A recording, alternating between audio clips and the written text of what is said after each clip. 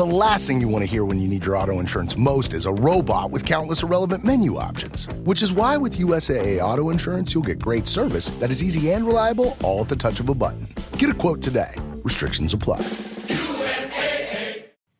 The Heed the Call podcast. Fully trust the football cognoscente's ability to handle all Shedeur-related discourse. Of course. I mean, measured, thoughtful. The discourse going to be off the charts. Welcome to Heed the Call post 2025 NFL Draft Recap.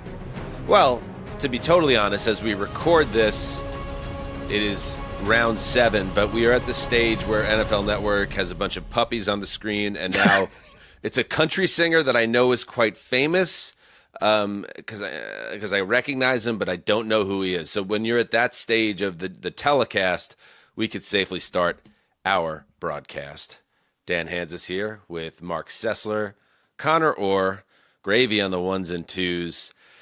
And yes, this will be a draft. Hopefully, if you're, let's say, Justin Graver, our producer, in 20 years, people will remember it for Cam Ward, and he entered the league and became the next face of Titans football. Or, Travis Hunter maybe truly does become the NFL's Ohtani, and everybody gets excited about that. Or any number of other high-impact players get taken. But from where we stand right now, Cessy, Shedeur Sanders is kind of like the story of this draft. He does finally come off the board. It took until the 5th round. And Cessy, and we're going to break it all down, and then everything else that we took out of the 7 rounds. But just to put it into perspective, I'll use Mel Kiper's rankings as one, a guy that's been doing this for 50 years or whatever. He was the 5th, number 5 ranked prospect on his board. Whether you think that's right or not, that's not the point. The fact that he went in the 5th round at 144 is something you just don't see in this realm, and that's why people were kind of fascinated by it. Well, it was the story, and Conor Orr with us wrote a pretty great reaction to what happened a day ago and what unfolded today. And he goes to where he goes, to Cleveland. Like, it's kind of wild. Like, you would have thought that could have happened in the first round. Like, it's one of these, I started to feel bad for him as a person. And I get that, like, the father is this and this or that, and there's all these issues. Like, this is still a human being who is being telecast, pick by pick, not being chosen. We don't love that. We've all felt that in our own way. So, Conor, I'd ask you, like, as you would analyze this a day ago to today, like, what happened here? Like, I had asked this question, like, draft analysts who are in theory working off information, and people working with, like, on the phones with people of importance, like, how do we project him up here, but he doesn't exist until way down here? So it's a great question, and I have a few thoughts on this. One, I think that we have to remember that not only has Dion worked with almost everyone in some corner of our business, including a lot of the really popular people who make these draft boards, but Colorado had a super NFL heavy staff, like guys like Pat Shermer, who talks to a lot of NFL reporters, and guys who are going to be familiar with NFL media and know how to get that positive messaging across. I mean, any time that you would read anything that Shermer said about Shedeur Sanders, you would think, my goodness, this guy's going to be special. And so I think that's initially how you get up there. But I think objectively, he was probably a fringe first round, early second round prospect. But what happens is, after you get out of the midway point of the second round, you're not drafting a quarterback who you need to start. You're drafting a quarterback who you hope has untapped upside, which Sanders does not. That's the issue with Sanders, right? He has been maximized as a player because his dad has been stacking the deck in his favor for 15 years, right? He is the best version of himself, or very close to the best version of himself already. So you factor that in, plus the fact that you need your backup to be a servant, right? You need your backup to do a lot of grunt work. You need your backup to be an understudy, and you need your backup to be anonymous. That is the polar opposite of what Shedeur Sanders is, like him or don't like him. And so every general manager from that point on, pick whatever, midway through the second round until the fifth round was like, well, screw this. Like, I'm not going to get my ass fired. I'm not going to piss off my starter. I'm not going to piss off the rest of my team for a guy that I hope doesn't see the field unless something really bad happens. If that's the case, then just give me somebody else and I'll make it work. And so I think that, plus the fact that it's a very low QB need draft, explains that sort of black hole that we saw between rounds 2 and 5. I think that's sort of the fairest analysis of that. That is fair. And I think what we heard with the Zum drop, like, it's going to be probably a car crash in all the debate shows and stuff this week, because nobody wants to look at these things, it seems, from a measured side and be like, okay, who's to blame for this? All right. I think it's both sides. And you wrote about that, Conor, as well. And I agree that, okay, so one side of it is, I believe that and let's take away just the ability to play and what his play is, but how Shedeur Sanders, how his father, how the people around him presented him leading up to the draft, whether that is from not the pro day, but the big showcase, to the way they set up the nightclub on Thursday night for round 1, which was absolutely ridiculous. In retrospect, it was ridiculous in real time and looks even more absurd when he goes in the 5th round. And some of the interview, I know there was Kyle Brandt was very vocal about this, that, you know, who's leaking that some of his pre-draft interviews were poor or put him in a poor light. Like, I get why you don't want to kind of assassinate a kid's character ahead of the biggest night of his life. But at the same time, those were, based on what we're hearing, he did not interview well, and he made mistakes in the process. So he put himself in that situation. And then on the other side, and we see this all the time in the NFL, and it's not just playbook. The NFL is a copycat league. And owners and general managers, once there's some type of consensus groupthink, a lot of times it just takes on a life of its own. There is no way. He might not be the number 5 on the big board in reality, okay? But he's probably not where he went here either, and certainly not a 5th round guy. There was something else that took hold and gained a gravity and a force of its own that led to this happening. And I think that's because people get too caught up, the front offices, in what they're reading online and being afraid to kind of go and do your own thing. And I think that became part of this too. And so it's a strange situation. I don't think it's one we're going to see very often. And I think maybe it was a perfect storm because Deion Sanders is this cult of personality and this larger than life guy. And then, you know, the other part of it is, Mark, let's talk about it. Like, the fact that he goes to the Browns is kind of crazy. It's like the final dizzying coda to this story. It's a very strange move by Cleveland, in my opinion. It's a move that the Browns make after passing on him 5 times or whatever, and taking a quarterback in the 3rd round.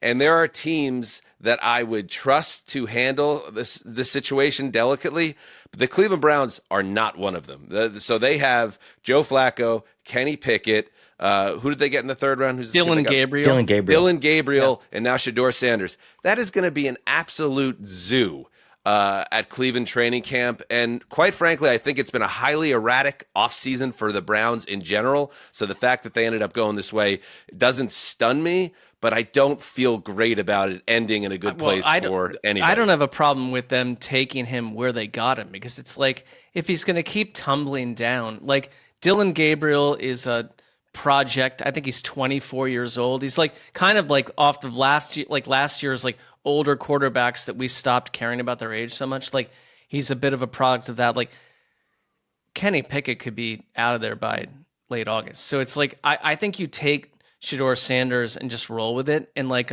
he fell to you. Yeah, but then what are you doing? But he fell to you. What he does that fell mean? to you. Take Shedeur Sanders and roll Yeah, it? but like, we were talking openly Yeah. about the Jets taking him in the 4th round. And like, if he's going Because to the fall Jets that far, I'll give the why Jets not? as another team that probably wouldn't do this well. So I'm not saying that it would have played out well, but the Jets have 36-year-old Tyrod Taylor behind Justin Fields, an unproven guy, and then I think Jordan Travis is. So they don't really have somebody. What's different in there. about them in Cleveland though? Like Joe Flacco Because is there for like there's a lot 5 different. months. So You took a quarterback in the 3rd round.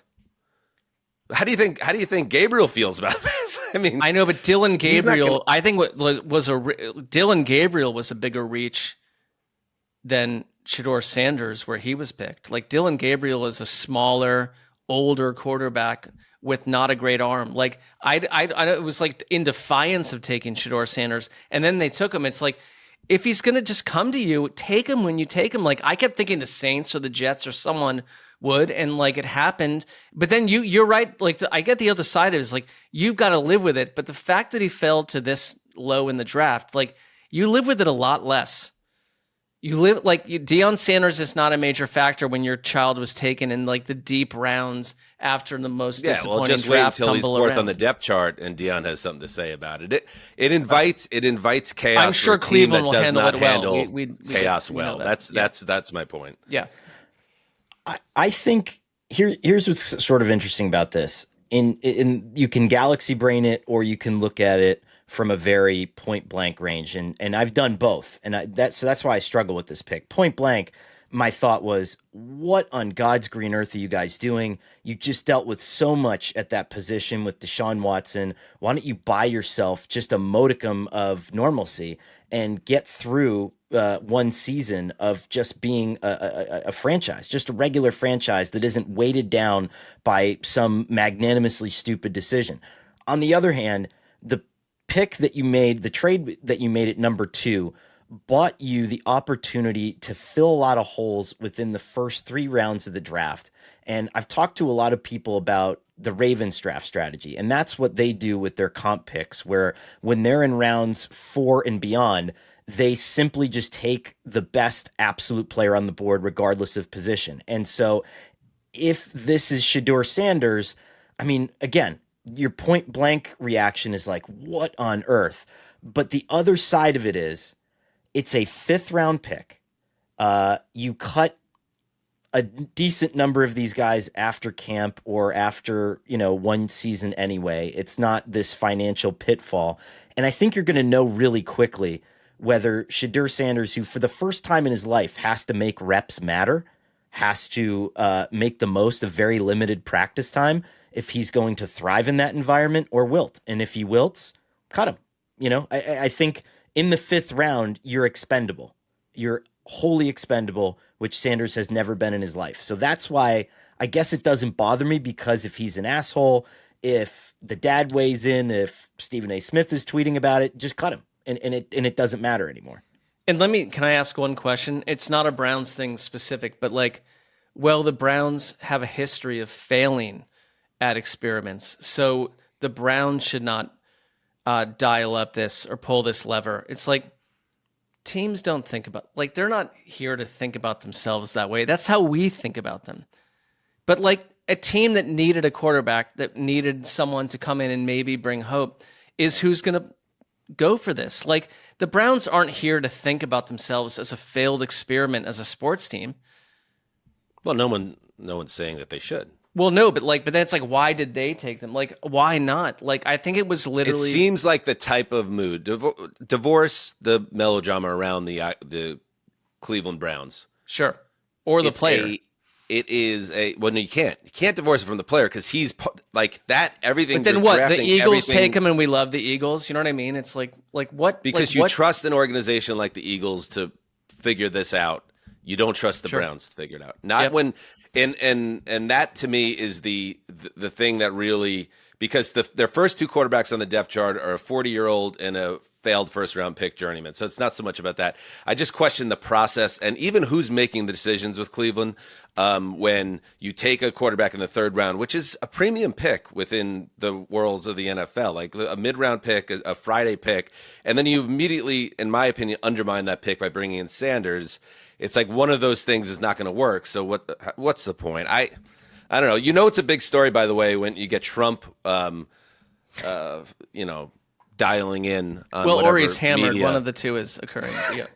All right, Sessler. Let's use your. What is your best wrong Trump with impression. the NFL owners? Let's be honest. Are they stupid? Well, they might be. They might. Deion Sanders was he's a college football player. We loved him very much, and was even greater in the NFL. He was a very good coach, streetwise.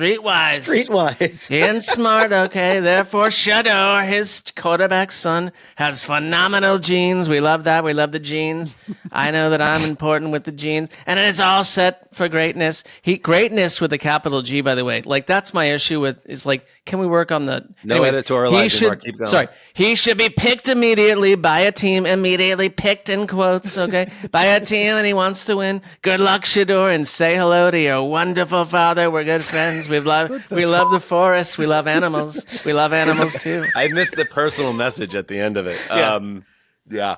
And speaking of Twitter, this was a Deion Sanders tweet from March 13th, 2018. That's important to add. Coach Prime, I love what the Browns have done this offseason, but if I'm a young QB, ain't no way I'm going to Cleveland. I would pull an Eli Manning if possible. Ouch. That got taken out of your hands, right? That's what got taken out of your hands. And then let's check out Shedeur's reaction if you're watching on YouTube, and thank you for tuning in, when he learned he was finally off the board in the 5th round. Good for him. I'm sure it was a humbling experience. Looks like an airport. Perhaps he's been humbled for the first time in his life, and let's see how he reacts to it. So I do think that's an interesting component to this, Dan and Mark, right? Like think about this. And the Deion Inc. strategy clearly failed. Deion is never going to say it failed, but I think that he and everybody else in that circle knows that part of the reason he dropped is because of the tailwind of this ridiculousness that they put into Shedeur during the draft process. And I do wonder if part of the gamble here for Cleveland, and we can talk about how this is going to work in practicality in a second, but I think part of the gamble there is like, man, maybe this is the bucket of cold water that everyone needed.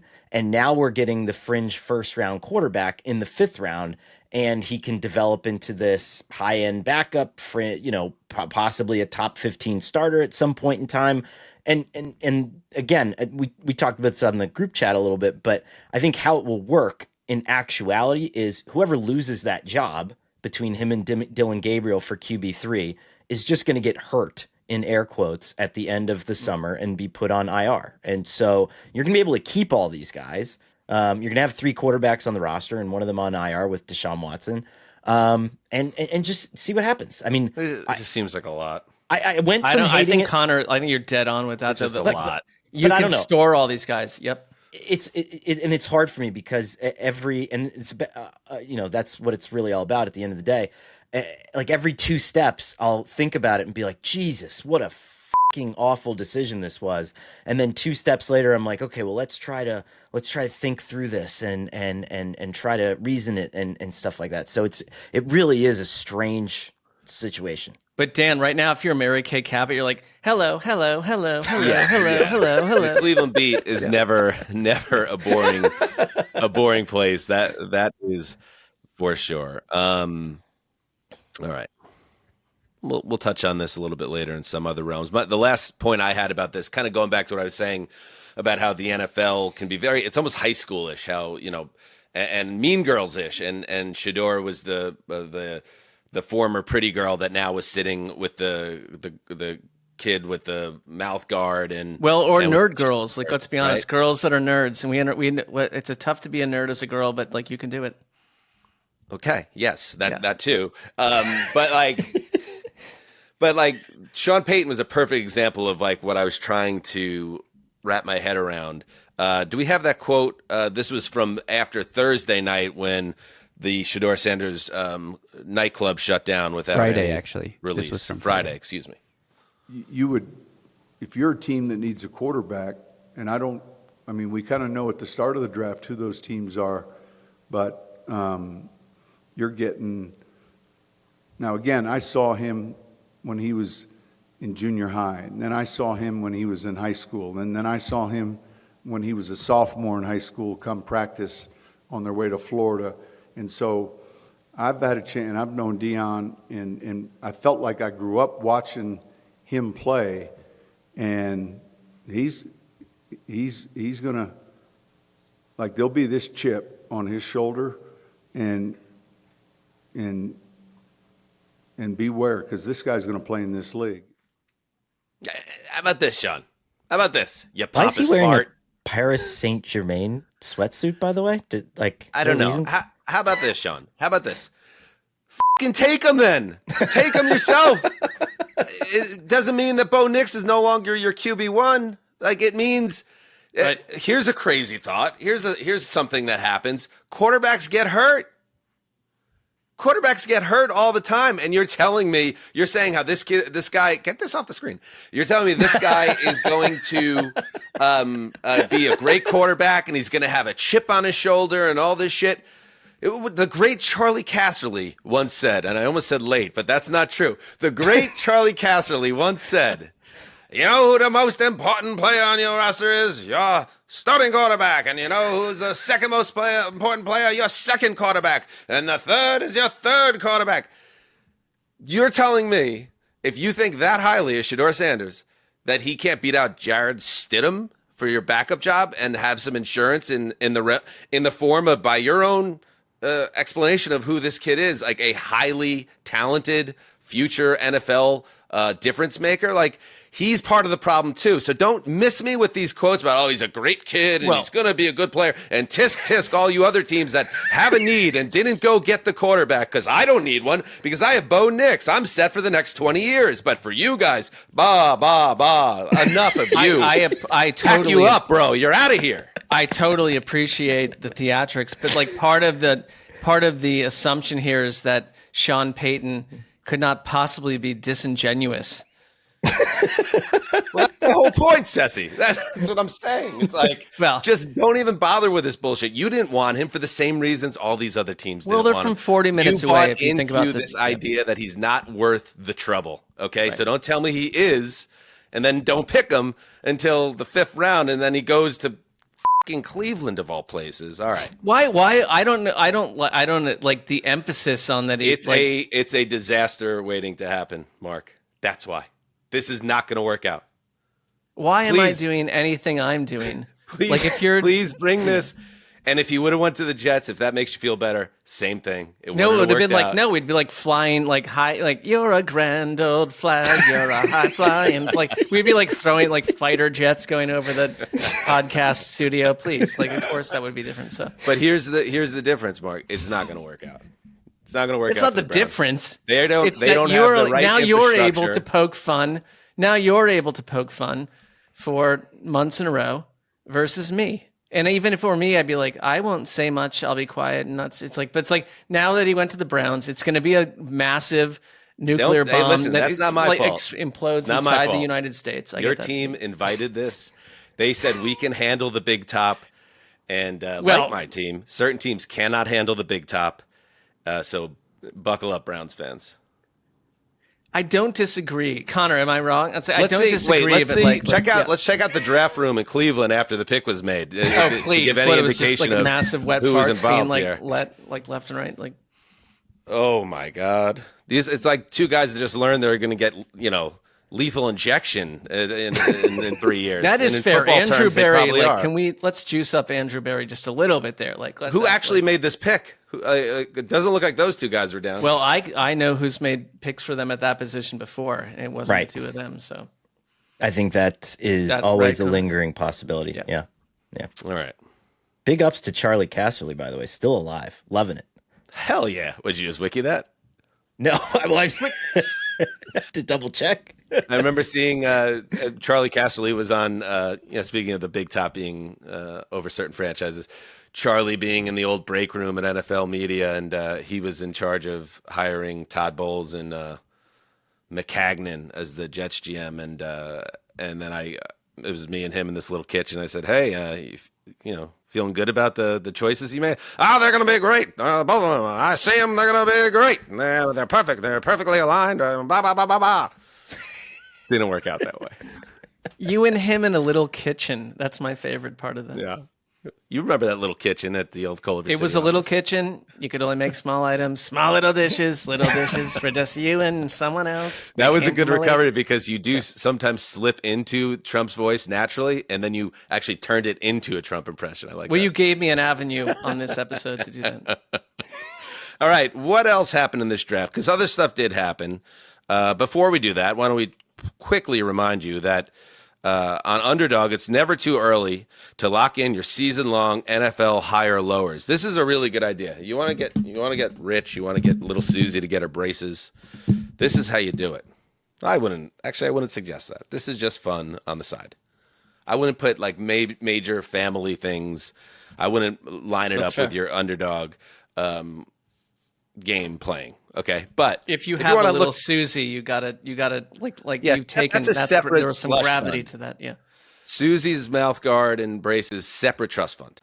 Okay. Now, if daddy or mommy has a little bit extra scratch on the side, head over to Underdog. Absolutely, because it's never too early, like I said, to lock in those higher lowers for 25. And we already have rookie projections up. Ashton Genty, this is a good one. Currently, the betting favorite to win Offensive Rookie of the Year is set at a higher lower of 1,049.5 rushing yards. You bang that over. Higher. You bang it. Cam Ward's passing yards set at higher or lower, 3149.5. You bang the lower. You bang it. Wait. No, bang it. it was 31.49.5 on Thursday night.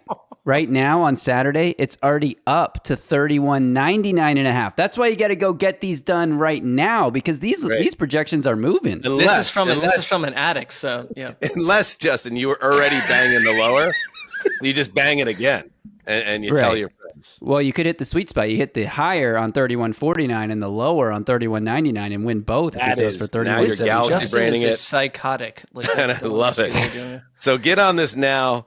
Just scan the QR code on your screen to get started or sign up with the code HTC.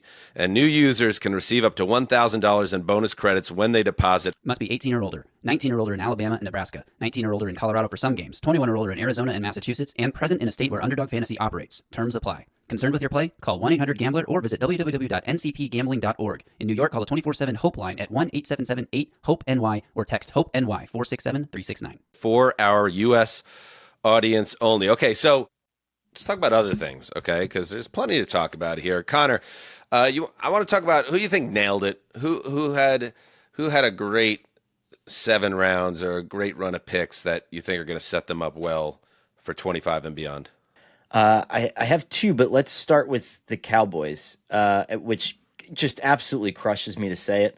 I mean, my God, during this draft, I've defended the Browns, an organization that I gave away, and now I'm kind of pumping up the Cowboys, which, trust me, this sucks for me. I'm not excited about it. But if you look, But it also shows your integrity, and that's important too. I suppose, Shines through. and if I'm Brian Schottenheimer, I'm not totally excited. But if I'm Matt Eberflus, I'm absolutely thrilled because Eberflus likes to play minimum blitz defense. He likes to win with his guys up front. And so Ezraku from Boston College, hugely productive guy that I think a lot of people had first round grades on, slips to them in the second. You can pair him with Parsons.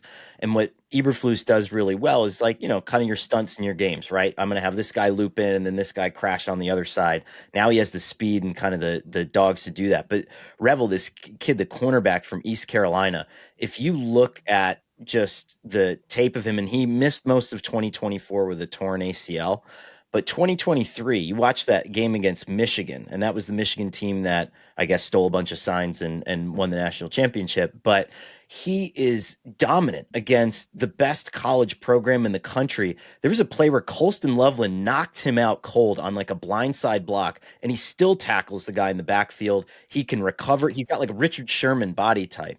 And so that gives Matt Eberflus a ton of flexibility on the back end because even when he's beat 5-10 yards, he can recover, he can swat the ball away. And I think teams just stayed away from him because of the injury issues, right? That's the major red flag. But the one advantage to being the unfireable GM in Jerry Jones is that you can always make this pick because it doesn't matter. You did that with Jalen Smith out of Notre Dame a couple years ago when everyone thought that he could never play again. And now you're doing it again with a guy who dropped 2 rounds because of the fear over that torn ACL, and he had some history of injuries in high school. But my God, like if this guy's healthy like that, he's quite possibly the best cornerback in this whole draft class, like period. Sexy. Yeah. I mean, I'll throw another team out there that I thought had a really good weekend. And I'm not going to get here and pretend like I could tell you why this prospect or that prospect is going to translate as a pro, because even the people that study the tape don't know. We don't know how these guys are going to play, but I can talk about teams from how they attack their roster needs and how they're building around certain players. I think one of the most fascinating people in the NFL entering 2025 is Caleb Williams. I think he had one of the more interesting topsy-turvy rookie years ever. And I really do believe him. I do think he is good. So what I wanted to see personally, and I'm sure a lot of Bears fans are in the same boat, was like, all right, help this kid. Like, give him what he didn't have last year, which is better protection, more weapons. So what do? Okay. So they make in the free agency, they attack the offensive line. Very nice. Then they go in the first round, the top 10, and they take Colston Loveland, the guy you just mentioned, who has the power to knock a man out cold when he gains a head of steam. So you give him an important seam stretcher type player. Then Ryan Poles comes and gets more help with what's his name, Luther Burden III. And this is apparently a type of player who has drawn similarities in play to Deebo Samuel. We'll see. Maybe he is, maybe he isn't. But you get another playmaker in there. Then they go back and they add in the third round another offensive tackle in Ozzie Trapillo. So you have a GM and a team that's saying, we believe in this kid. We believe in his upside. There's a reason why we took him as the face of the franchise, and we'll see how it all works. But Ben Johnson and Poles, I think, handled and attacked this draft the right way. I'm with you. I think, like, what can we do on these days other than to say, like, it seems like you made smart decisions. You didn't overreach. I'm with you. I think we're in the same camp, too. I'll throw a team out there. I thought the Seahawks did a nice job. Okay. Like, and I'm really only going to point to a couple things here. Like, you trade up for Nick Emanwari, like the safety, who is, I get it. They're saying it's a bit of a raw prospect, but this is a Seahawks type player. And then you are the team that went and got Jalen Milroe, the quarterback. Like, and you've got time. You've got Sam Darnold there. And so it's like you've got time to let him incubate and grow. And like they're already saying this is one of the best running quarterback prospects around of all time, potentially, and let the rest of it just develop and be in an NFL system. And you're not rushed to be there like 4 months from now in September when all hell is breaking loose. Like you can be on the sideline. Like I kind of think Seattle under Mike Macdonald, like they need to figure out who they are and what they are. They're not Pete Carroll. It's post Pete Carroll. Like I like what they did. I thought that they just made smart picks. And you got the quarterback. Like we've spent 30 minutes talking about Shedeur Sanders. Like I would much rather the Browns had taken Jalen Milroe. Hell yeah. Just find out what you've got there. And so I really love what Seattle did. That's my hot take there. I can't cheer this on enough. I think outside of Dallas, and I would say probably slightly above Dallas, I would have put them as my best all over draft. And here's why. So Emanwari is going to help Seattle. Mike Macdonald loves big nickel, right? A defense where your other extra defensive back is thick enough to handle the run, or fleet of foot enough to handle the pass. That's been labeled by a lot of people as the anti-Shanahan defense. It's the one way that you can survive all the things that offense is trying to get you to do in mixing personnel. And Milroe, I'll just say this, because I went back to some of my notes while he was at Alabama. And this is an NFL replicable run game, and you could put him in at quarterback tomorrow when Seattle gets inside the 10-yard line and score at will. And one of the coolest things that Alabama did, they ran this version of, like a traditional zone read, right? Where a quarterback has to look at the defensive end that's coming and decide whether he wants to pull the ball or hand it off. But Alabama said, F it. We're going to block that guy every time. We're going to fake a zone read.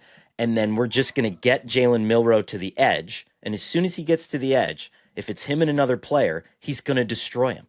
And it doesn't matter who it is because you have no one in the secondary that's fast enough, that's strong enough, and you have no linebacker who's fast enough. The player just doesn't exist. And you can't tell me that won't work at the NFL level. I think if Sam Darnold gets the Seahawks to the 9-yard line, yank his ass out, and you can put Jalen Milroe in there tomorrow.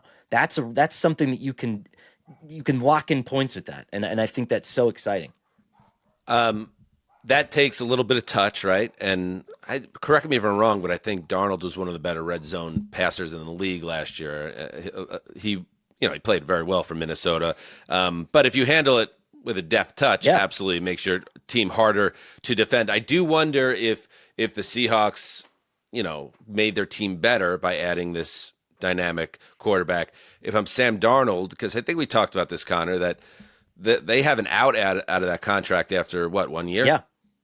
Okay, and now they take a third-round pick at quarterback, and I don't think Darnold will wilt because I think part of the reason why Darnold became such a great comeback story is because he's strong mentally and talented physically. But at the same time, now you have someone that they're obviously very high on, that they used the third-round pick on. It's just something to keep an eye on if Darnold struggles this year, that they do have somebody that they targeted this year in the draft behind him on the depth chart. Is it like, it is the kind of thing where like if you're a very Darnold, cheap option, by the way. We'll add that as well. Absolutely, yeah. But if you're Darnold, it's like you brought one of them. Like all we hear about Miller is like there's a sexy element to his game where it's like the minute that Darnold struggles, which will be like by quarter 3 of week 1, and I'm not saying struggle hard, but just like you want to go see this other guy. Like I don't love that for middling quarterbacks who are not Peyton Manning, like where you've got a guy behind you that has like superhero type skills. But that said, like if you're the Seahawks, of course you go do it.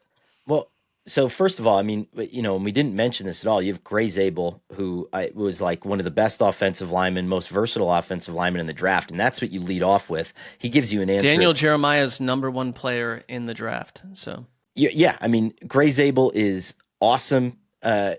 He will allow you to maybe even shuffle other guys around based on how camp turns out. So if you have maybe a guy that's a tackle that's a better guard that could kick out to tackle, a center that could kick out to guard, he's going to give you all that versatility, and he's going to help you kind of elevate that whole thing. But to just kind of put a button on the Milroe thing, I might be in the minority on this, but I think your backup should be stylistically different to some degree and should be able to have answers in the run game specifically, because if you have a traditional drop back backup quarterback, he's just a crappier version of what you already have. Whereas if you have one of the top 10 most gifted running quarterbacks in the NFL, you still have an advantage in some way, shape, or form, where even if your lead guy goes out, there's a package of plays that you have that you can win with and potentially outmuscle a team with. And I think that's what was really smart. And the last time John Schneider drafted a quarterback in the 3rd round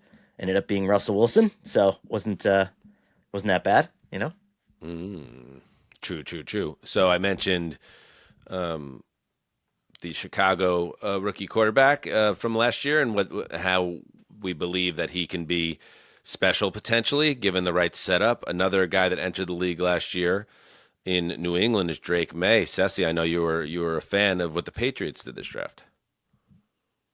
Absolutely. I mean, look at like Travion Henderson, our friend, Josh Norris, one of his favorite running backs. And I think that this is a difference-making type of running back. They went and got their offensive lineman early. It was very much a Mike Vrabel draft to me, where it showed what I like about it. If you're a Patriots fan, Mike Vrabel disenfranchised from the Titans because I think there were general manager coach issues, right, Justin? And like, I think what it shows me about New England is like Mike Vrabel, I'm not saying he's in control, that's so great, but they got a running back, they got a great offensive lineman, and your quarterback is being supported by 2 difference-making individuals. So if you're New England, come out of here just not effing this up, basically. And I thought they did a very solid, clean job. You could put that label on every team, right? Don't F this thing up. Yes. All 32. Not the goal. Yeah. Yeah. And Mark, you didn't mention Kyle Williams, who they grabbed, I think, in the 3rd round. One of my favorite players in the draft. I think Hayden Winks, who does the show with Josh Norris, had projected him when they did their day 2 mock, had him going 35 to the Titans, which would have been a dream come true for me. He goes much later here in the actual draft, but a guy that can play on the outside, even though he's only 5'11", he's going to be Drake May's go-to receiver. And with Stephon Diggs there also to kind of help bring him up to speed quickly. My favorite part about Kyle Williams is he has an extremely refined release package. He can beat press coverage, which is going to allow him to contribute from day one as a rookie. He's not going to need a big learning curve. So I think, I agree. I think the Patriots knocked it out of the park with this one. I have an extremely refined release package, I've been told, just to let you know. Also with Ramondre Stevenson coming off a year where he couldn't hold on to the ball, like giving them both somebody, I guess, different position, but similar thing, Connor, where it's like show two different types of guys. Like, so now you have Henderson there in the backfield as a dual threat type guy who can win with vision and speed, and Stevenson, if he can hold on to the ball, that could be a really good. I always liked Stevenson, and I thought last year was a real big step back for him, but now they have a little bit of a backup plan and potentially a dynamic one if those ball security issues continue. Do we want to throw some shade at anyone right now? Is there anybody that had an issue with someone's draft or decision making, team, coach, anything like that? Or are we all positive here? Are we all just out here just believing everything is great and nothing could possibly go wrong? Let me confirm this, because like we said, we started this at the very end of the draft, and so I don't want to be factually incorrect when I start complaining about this. The Jacksonville Jaguars still do not have a damn defensive tackle. Like, what the fuck? Like, I'm sorry, but like, this is like, it's a position of need, and every single person who's they'll get in free agency, right? The new league year is coming up. They're okay, right? Every single person who has gone in there and tried to fix it and left is like, we've got great linebackers who can fly around. We've got great edge players and no one to hold it together in the middle. And then you were sitting at 5 with the best defensive tackle in the draft plopping straight into your lap, and you traded up for a player that, like, okay, we're we're changing the world. I'm the Steve Jobs of iPhones, and I did it. And get a damn defensive tackle. The Eagles just kicked the shit out of everybody by getting defensive tackles. It's like, what's the Louis C.K. line? Like, stop complaining, just eat food. Like, just fucking get a defensive tackle. My God. This is one of my favorite subplots of this upcoming season. Connor very clearly has an issue with Jaguars general manager James Gladstone. It is overt. Yeah. It seems almost personal, and we can dig into that, or maybe Connor could dig into that with his therapist. But Gladstone, don't get Jordan to come on here and do this. I'm not ready for therapy. I think we'll hash it all out. We'll figure it all out. The peacemaker will have to come in maybe if it comes to it. But Gladstone, obviously, I'll tell you what, if you're Joey Gladstone, right? Joey. No, if you're James Gladstone, right, and you just made the buzziest move of the draft, and you're somebody who doesn't mind talking into a microphone, and you don't mind having the stage, it gives you all the more reason to go get a Travis Hunter. So with that said, let's play a little clip of the press conference where Travis Hunter was introduced to the Jacksonville and I suppose national media, and just to give it a little extra touch, because the man speaks with a cinematic flourish. There's something about the way he's an orator of great drama. He's a man that I think puts a lot of effort into every word he's going to say. So he deserved to have a little bit of backing orchestra. So enjoy James Gladstone on Travis Hunter. Connor, I hope your ears don't start bleeding. Yeah, as we sit here, Travis Hunter is a Jacksonville Jaguar, and really what comes to mind for me, right? Thinking about the sport of football and really the power of the game itself, right? Its capacity to ignite belief, right? Belief in ourselves, belief in others, right? Belief in achieving what many believe in America impossible. Travis Hunter he embodies belief, right? He's a rare person. He's a rare player, but he's also a reminder that the boundaries of the game of football were built to be challenged. And so the decision to select him was actually a statement for how we plan to move, who we are, and we want him to be nothing more than him. Because when he is, he elevates the space around him. From the football field to the city to the game of football itself, Travis Hunter is who we've been hunting up. Couldn't be more jacked to be sitting right here beside him and introduce you all to the man of the hour. Wouldn't that be a great controversy if it surfaced in the next couple of days that he just like liberally sampled from his own 2021 high school valedictorian speech from 2021? That is no different than when have you ever when I've gone to like with a girlfriend, I've got a girlfriend, like I forgot to pick something up at CVS and I come home with a speech about why here's the thing. CVS was not ready for me. The front door was not ready for me. Like they got a lot of things going on over there. So it's like, you just got to come up with I kind of like his verbal spinning there a little bit. I mean, that's how you talk when you're about to put a fucking human on Mars. Not because you just blew up the next 4 drafts to get a cornerback and a wide receiver that may not even play cornerback and wide receiver. But to Jordan, well, he's also not. It can be fair. He's not super clunky compared to some of these people. Like, right? He is a pretty good on the mic. Like, I think that's almost. I don't want to be too cynical, but almost part of the problem. He's almost too slick. On the mic. He loves it a little too much. Like, you almost start to wonder. Like, it strikes you as, I don't know, a little bit disingenuous at a certain point. Like, what is this guy really? Is he pumping up Travis Hunter right now and the Jaguars, or is he speaking this way just to let you know how amazing he is? If it gets on Connor's radar, though, I kind of am fascinated by it. The more I talk about this, the deeper I fucking bury myself when they win the Super Bowl next year, which is going to be so awful. But I have 2 quick with incredible defensive tackle play. So I have 2 thoughts on this. One, if I'm Liam Cohen, I'm like, oh shit, like don't talk about this guy, because then if I can't do it, then who's the owner going to blame when this guy isn't awesome? It's not poor you. Liam Cohen. We'll get to Liam in a second. But the second part of this, and I think that this is what I love about Jordan. She encourages me to find the roots of my frustrations and my problems. And my annoyance with this dates back to freshman year of college. And there was a guy who was in our circle. And you know, when you're in college, your first year, and you're really bright eyed, and you have all these big ideas. I knew I wanted to work at a newspaper, right? So no one's going to come near me. You know, I'm not financially attractive. You know, I'm not physically attractive.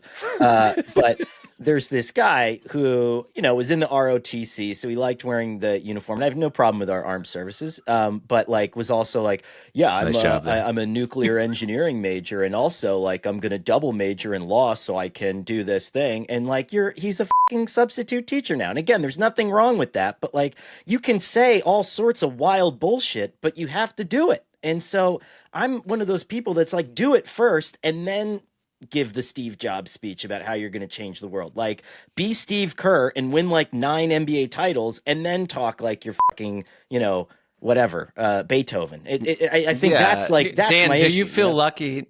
Do you feel lucky at some times that like Connor just kind of vaguely likes us out of the gate, like versus that I've been thinking about this person since freshman year of college. Like, well, I don't want to be this is pre-TNC Connor. He still comes out, and we love when pre-TNC Connor comes out because he's got that dog in him.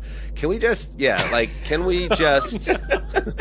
yes, of course, the 2016 Chrysler Town and Country on the used cars to avoid list, and sure enough, right there. And it wasn't just 2016. It was 13, 14, 15, 16. It's like a dynasty situation of avoidance. But anyway, like, beside the point is that Liam Cohen, if you watch, in fact, help me out with this, Justin. Watch Liam Cohen's face, because I can't, as James Gladstone is giving this speech, I can't tell if Liam Cohen is inspired or if it's more that look like where it's like, get a load of this fucking guy. Let's You're right. give me a tight shot on Cohen during this speech, please.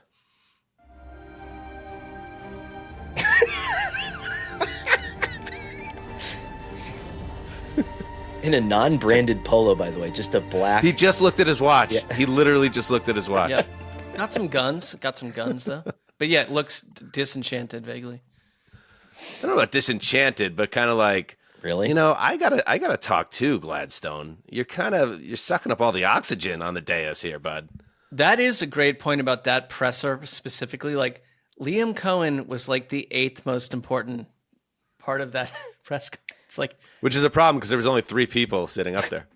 But again, barely like, audible during it. how much every single one of these. Jordan's things, going to be so disappointed with us in know. this whole conversation. Yeah. I know. That's the worst part of it. Yeah. Every one of these things is a move on a chessboard, right? And, football is this political, meat spinner of a disaster all the time, right? And it's who has the owner's ear at any given time. And for a while, it was someone else, some other GM in the Jaguars franchise history that was totally, and Trent Baalke, who was totally just sending this franchise on a wayward direction, but he had the owner's ear, and that's what mattered. And now, again, if you're Liam Cohen, it's like, what happens if this guy that the owner believes is absolutely going to change modern professional football?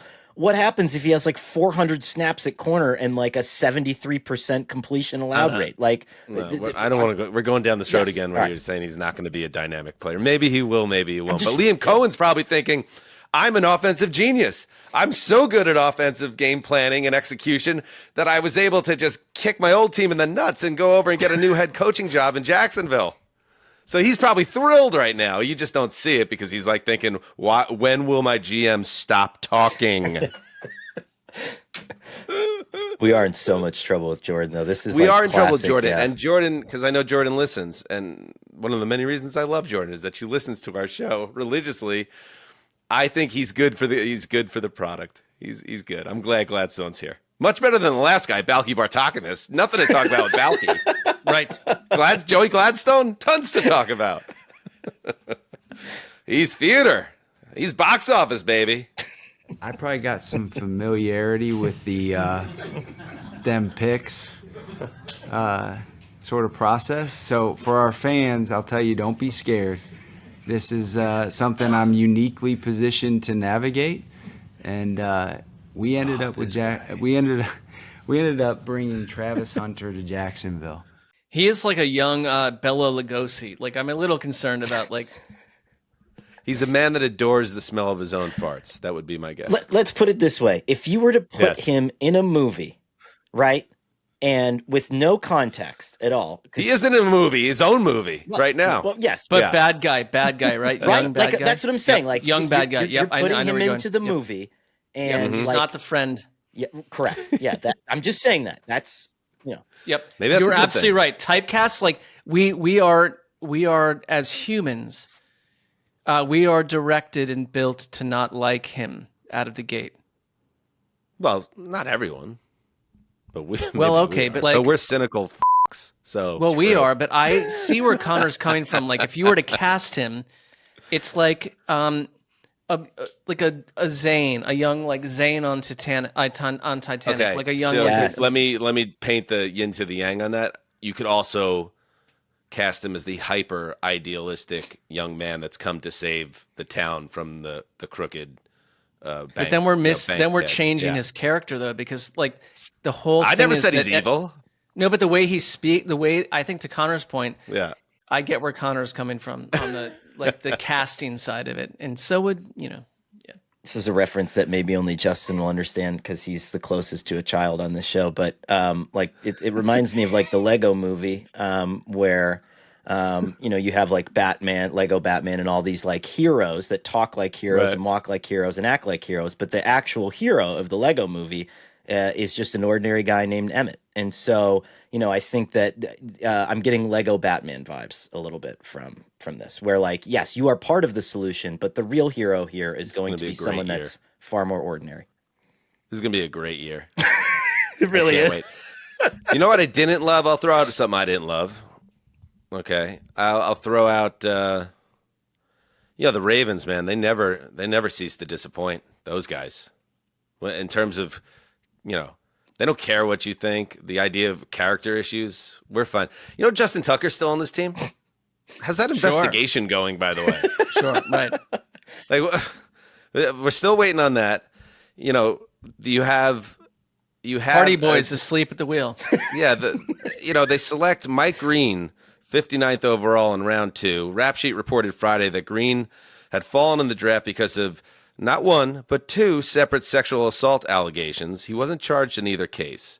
Okay, and the only thing I'll say to that is when the GM, in this case Eric DaCosta, said that the team, quote, investigated the situation very thoroughly, quote, and close quote, and open quote, felt comfortable taking him, close quote. Okay, maybe that's true. And again, I don't know any of the details of Green's legal issues, so I'm not casting judgment on him. But it is interesting that it's the Ravens that are the ones that decide, oh, we're okay taking this guy despite all this stuff. Maybe when it comes to the Ravens, the fact that he could be a star edge rusher and he fell in the draft, you're just gonna game the system from that perspective. Ethics and morals be damned. So just the Ravens seem to. That pops up a lot with those guys. Well, if you're going to do that with Baltimore, we have to do it with the fact that Howie isn't a superstar GM. Well, he is, but also Jalen Carter was available at that spot for a reason, and he completely changed the complexion of that Super Bowl team. And so, it is what it is. It's just, right. Maybe he's looking at that example more than digging through the past that might not be savory, but, and then the other one is the Steelers. I think that the situation with the Steelers, and I get it, especially in this draft, they didn't love a quarterback. They obviously didn't love Sanders. They passed on that, and it's just all the eggs are in the Aaron Rodgers basket, and it continues to point in that direction. Rap Sheet was on the NFL Network coverage, and Art Rooney, owner of the Steelers, reiterated on the radio that Aaron Rodgers does want to come here, but they're still waiting for the old smokestack to come up. And it's just, that's hopefully he doesn't change his mind, because now free agency's over and the draft's over. And if Rodgers, a man who's known to be mercurial, if that goes in a different direction, all of a sudden you're giving up 7 first-round picks to the Falcons for Kirk Cousins and caving to their demands, Connor. So you're playing with fire with Rodgers, and now they don't have any other option to take this other than their in-house guys, which we know are not the answer. I would say it's Cousins, right, and potentially Derek Carr at this point too, that might give you an out. But again, that's 2 teams that know that they have you by the short ones, effectively. If Rodgers decides he wants to play for the Vikings or walk away or join the government, whatever he's going to do, Join the government. Exactly. Hey, I want to give some shout outs. How about Hook'em Horns, Gravy, UT Edge, Baron Sorrell. I got that right? Sorrell. Baron Sorrell, who chilled in the green room from Thursday night until pick 124 of the 4th round. That's stick-to-itiveness. That is a guy I want on my team. The Packers take him. Here was Rog, who came up to the stage and let the audience in on it without saying it directly. Hey, make sure you shower this guy with a little extra love. This young man is here today, so we want to introduce him. So give him a good round of applause. With the 124th pick. Look at him in jeans. In the 2025 Hello. NFL Draft, the Green Bay Packers select Baron Sorrell, defensive end, Texas. There he is. Good for you, Here's Baron. why the commissioner came out to announce it, because Baron Sorrell has been in the green room this entire time. And here he is. I like the idea that he never went home either. I know that's not Good for true, him, sticking but he's just been around. wearing the Pretty same clothes cool. for 3 days, hasn't brushed his teeth in 72 hours. Here he is. Baron Sorrell. That's an Good for you, outfit buddy. that my mom has worn around town on occasion. What else? Best names of the draft. Okay. I got one. Oh, we've got it. I got a couple bronze, here, silver, and gold, and just Yep. let me know if you agree, disagree, or want to add to it. Bronze, Isaac Tesla? I think it's Tesla, but it's spelled TE capital SLAA. So it sounds Hell like yeah. it sounds like an electronic artist that's opening at Coachella. It Isaac feels Tesla. unnecessary to me, but have a nice time with Can I just say very quickly that What's unnecessary? His name? Mark, shame well, on you. putting a capital S, like I've got an S in the middle of my last Well, you got name. a C instead of a K, and nobody's giving you grief for it. Yeah, but I don't capital. Like, do I capitalize? Like if it was Sessler, SES capital S, like that. I hope feels he's a little, not. I hope I'd Isaac's be not getting getting caught filleted up for in that. like. I hope people aren't vandalizing him. They're not spraying him down. Just Right? It's the one leave Isaac Tesla alone. It's the one Tesla whose stock is going up. Oh. Way to turn a bad joke into a slightly better but still bad joke. Silver medal goes to Ruben Hippolyte II. Hell yeah. And the gold medal. And this one's a little personal because there was a kid that went by this nickname when I was in middle school who was a real piece of shit, a real dirtbag, the type of kid that you didn't want to be near. And if you were, he was probably trying to make your day very bad. But maybe that's what you want in a football player. Tonka Hemingway. Let's go. What was the Tonka Hemingway. Was the piece of Give me all you got. I'll take all that you got, Tonka Hemingway. What position do you play? I don't know. Who are you? Where'd you go to college? Don't care. Tonka Hemingway, you could play on my team anytime. I like that you said, so the piece of shit kid that you grew up with, we used to call, my friend used to call them POS kids, piece of shit kids, which is like a really funny thing. Was his nickname Tonka or Hemingway? Because you said it was his nickname. Well, no, his name is, we could bleep out his real last name. He was Larry Oh, so the nickname was Tonka. Your so-called friend. Yeah, nickname was Tonka, yeah. Okay. I didn't know if his nickname was Hemingway, like maybe he was dumb and you were like, "Oh, hey, Hemingway, will you write me a sentence, you dumbass?" No, it wasn't I didn't know someone named Tonka Hemingway. I knew No. I knew it was either Tonka or Hemingway. I just didn't know if it was That would be Tonka incredible. Or, yeah. Like how you would call someone Einstein if they weren't smart. Like Hemingway seems like it's in that. Like if this Tonka's still alive, the one from middle school, I like the idea of him like being a 45-year-old guy that just got drafted in the league and is like a huge bully. But he was so stupid that it took him this long to graduate college, and now he's joining the NFL. What a story! He's got like 6 kids. kids In that scenario, kind of won. So. Deep lines on his face, like the Marlboro Man. All right, let's see. I've been Anything smoking else? Since 16. Like cool. The trades that didn't happen, by the way, kind of waited on something. One of these names. I know Sam Howell got traded, but have fun with that. Low level. Jalen Ramsey still on the Dolphins. Jair Alexander still a Packer. Mark Andrews still a Raven. Dallas Goedert still an Eagle. Trey Hendrickson not going anywhere at this time, although they did take an edge rusher in the Cincinnati Bengals in the round 1. Tyreek really Hill, good one, by the way. Around. Yeah. Really good. Yeah, well, I think most of that is tied up to like post June 1, like avoid dead cap, hellacious spaces. Like with Ramsey, especially you can just you trade Ramsey today, you're like dealing with like millions of dollars of dead cap. Yeah, and it's not that much better then either. So that whole thing feels like a broken relationship. Oh, a couple more things. And you guys jump in with anything either. Oh, the Ravens drafted a kicker. Uh-oh. Okay, that's good to know. I'm sorry. Baltimore selected Arizona's Tyler Loop in the 6th round on Saturday. Okay, 3 months after Justin Tucker, who's still on the team, was accused of sexual misconduct on a serial scale. Uniform talk. These kids of today. I mean, you do not, and this is coming from a kid of the 80s and 90s who knew who Lawrence Taylor was and what he represented. Sure. I know Abdul Carter is the number 3 overall pick, but Bud, we don't ask Lawrence Taylor to take 56 out of mothballs. Well, okay, Connor, he's literally Lawrence Taylor. No. I want to hear your take, and I'll just give you the Carter approached LT, and LT declined to give up 56 for the new Giants defender. The quote being, "He has to be the player that he is," he told ESPN, LT did. "He can't be another Lawrence Taylor. Well, he may be better than Lawrence Taylor, who knows, but he has to make his mark.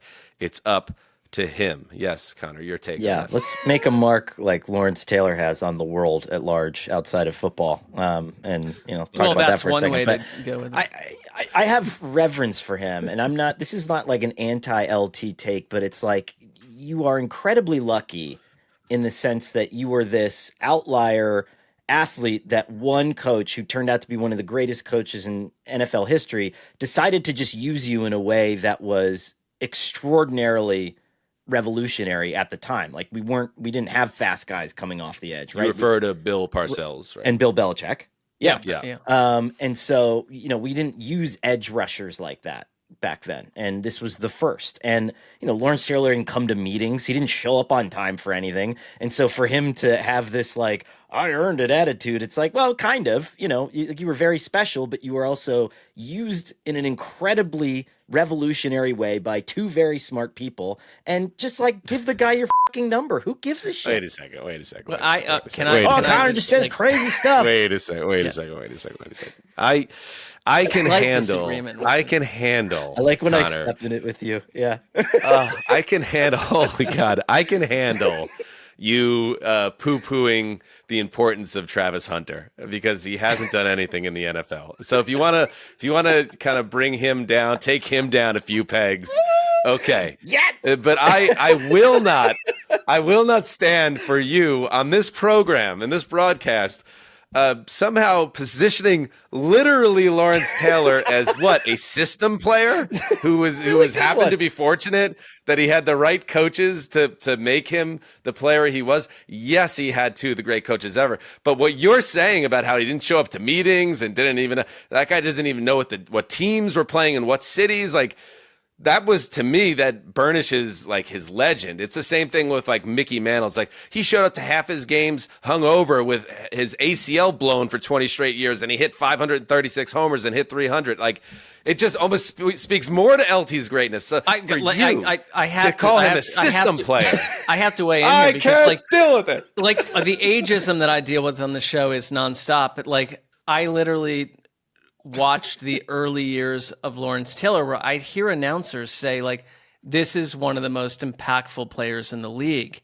Like, apparently not. It's like a top 2 or 3 impactful player in professional football. And it was like, I didn't get it as a young person because he was a linebacker. And he's on like 5 bushels of cocaine and destroying quarterbacks, like, which I think is a talent, by the way. Yes. And the idea that we're just plugging him in as a Latter-day Saints type of like, like a system jobber, individual. like he's Barry Horowitz or something in like, wrestling parlance. Like what? This was a different type You're of just individual. winding us up now, Orr. And Connor, I'd love to hear your response to it, but it's just like this was one of the I don't even know if his exciting... microphone should be on the rest of the show. Well, I don't know if Bill Belichick. I don't know if Belichick gets the head coaching job he got in Cleveland without Lawrence Taylor. But I don't know if Lawrence Taylor has the career he did without Bill Belichick. Like Lawrence Taylor might be working at a gas station apparently if he didn't have Parcells and Belichick coaching him. I mean, is that hard to believe though? There are like incredible outlier freak athletes and like special transcendent talents across history that never worked out because they were drafted by like the, mid 90s Carolina shitbags. You know what I mean? Let's speaking of those types of teams, let's end the uniform corner with something else that's grinding my gears. The Tennessee Titans, they almost got out of this weekend without being in the crosshairs. I don't understand why you continue to poke the bear on this. Warren Moon, if you're an old head, you know that Warren Moon is one of the really great underappreciated quarterbacks of all time. Could throw it as well as any quarterback in the league. When he one was of the great, and in fact, if Warren Moon didn't spend the early portion of his prime in the CFL, and that was very much tied to the fact that he was a black man playing quarterback in the mid 80s, if the NFL would have given him the full runway of a career, we might be looking at him as a top 10 all-time player potentially. That's how good Warren Moon was. He did he did the most of his damage. I can't remember where he finished his career. Oh, yeah, because he had great years with the Vikings, too. Unbelievable player. But with the Houston Oilers, Warren Moon was the man, number 1 uniform. The Titans, I don't know if they greased his palm or what, or Warren just was given the opportunity to come out and be back in the spotlight, which I know a lot of these retired guys crave that, and I understand it. What a spectacle the Titans make of themselves. They fly in Moon to Nashville, not Houston, because he never played in Nashville, but they fly him in there to ceremonially hand Cam Ward, the number 1 overall pick, the jersey number 1. And I can't deal with it, Justin, enough. Just give up the ghost. I think you're way off on this one, Dan. I think Stunner. Justin disagrees on this one. Yeah. You're lucky you have the Titans Online Insider here to give you some more detail, because you haven't gone deep enough onto what's happening and why this happened. Warren Moon. All right. So Cam That's Ward. Okay. Fair. Educate me. Let's go. Cam Ward wore number 1 for Miami, and he wore it at Washington State before he transferred to Miami. He has talked about it throughout the pre-draft process. He was on a Fortnite live stream talking about which number he'd want to wear, and he has said I didn't know that. I didn't know he was on the Fortnite live stream. Okay. He's repeatedly said he wants to wear number 1, but it depends on what team I get drafted to. Well, after Thursday night, it was like, I want to wear number 1, but I got to ask Warren Moon. There was a report that Warren Moon is considering allowing his number to be unretired for Cam Ward. I'm going to play unretired for what? Considering. Justin?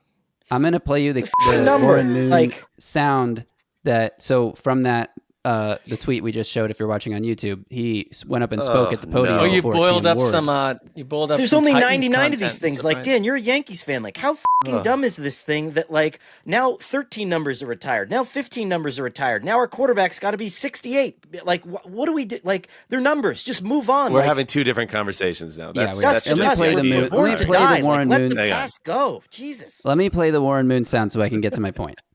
As far as the number and everything is you concerned, haven't gotten to your point yet? I wore the number 1. I think I wore it very honorably for the Houston Oilers organization. And my Houston Oilers jersey will probably never be worn again. I hope it won't.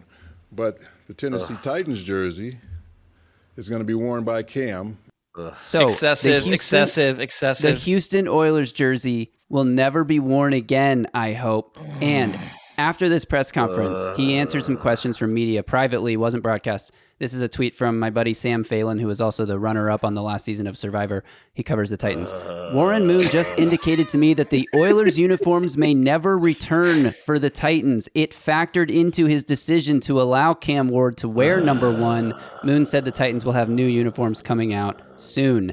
So, look, Dan, you're getting what you want. The Titans have already announced they're not going to wear the Oilers uniforms this season. And the information we got here is that part of the conceit of Moon to allow his number to be retired is that the Titans will never wear the Oilers throwbacks. But Justin, you historically gaffed that as well. Like, you were a big proponent of them wearing. I like it, marching around in the Oilers uniforms. Like, the point being, they're trying to hijack the city of Houston's sports history. It's the same franchise. By claiming Warren Moon as their franchise son, when he was never the Titans franchise's son. He played for Bud Adams, whose daughter owns the team. His legacy is in Houston with the Oilers, the team that was taken out of Houston and so the rebranded Houston the Texans Titans. should have the number Stop 1 trying retired. to take other people's stuff. When the Titans picked Cam Ward, they put up him on the phone, like, come talk to Lady Amy. Yeah, that annoyed me. Like, come talk to Lady Amy. Like, who calls their owner Lady Amy? Like, that's what they were. Miss like, Amy is what they call her. Whatever. Bud Adams is the one who found Warren Moon and plucked him out of the CFL and put him into the spotlight. What does Bud Adams have to say about this? Well, he's dead, and his daughter now runs the same we can't let him rest in peace. How is this not a Titans retired number? This is a ridiculous take from you. I'm sorry, ridiculous. Okay. How many games did he play for the Titans? He played all the Houston Oilers are the Titans. No. How many games did he play for the Tennessee Titans? I'm just curious. Well, he's on the Vikings or Seahawks by then, so. He didn't play for the Titans, which is why he's allowing I don't think number to be call worn in it a Titans hunch, jersey. Justin, but I don't think we're ever going to get on the same page on this one. A hunch. It's a good hunch. All right, I'm out. All right, that's it. That's enough. Listen, if you think that we short shrifted your team here, keep in mind next week is around the AFC in 48 minutes, and then around the NFC in 48 minutes with special guests. So we will cover every team in the week after the draft, and we hope you enjoyed today's ridiculous show and Thursday's live stream and Thursday's recap and Friday morning's Friday Fun Show. If you check that out on patreon.com/heedthecall. And Marc Sessler, I'll give you the final word. If I were Jessica, I'd be like, I love that my man walks around in Titans gear nonstop, left and right, all day long, and in Titans gear. What is that accent? Well, no, she's like, if you can be you're from Houston, now you're from Tennessee, you're from Minnesota, you're from Seattle, we can shift our lexicon left and right to do what Justin needs. Suddenly she's got a Southern accent. Well, that's what I get for giving Mark the last word. Like Justin is like, I'm going to remove Mark from the entire show. I don't agree with that either. That feels racial.